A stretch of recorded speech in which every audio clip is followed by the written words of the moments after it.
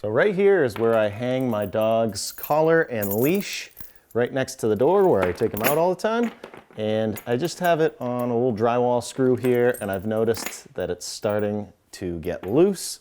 And this is a really simple thing to do, really easy, but you might not know where to start. If you have a loose screw that you use all the time like this, I'll show you how to make it a little better so it lasts a lot longer. And all you should need for this fix is an anchor. This is a drywall anchor. You've probably seen them before, but if you haven't, this is going to go into the drywall, or the plaster in my case, and it is going to hold itself in there, and with tension, this will expand right here and hold itself against this plaster. And here's a little hack for you.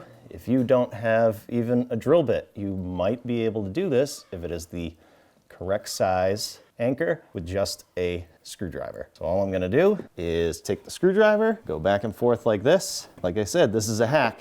This is not the correct tool, but it'll work. So now we have a hole, and we can push our anchor in there. Gonna be tight. It's okay, that's how it's supposed to be. And using the back of the screwdriver,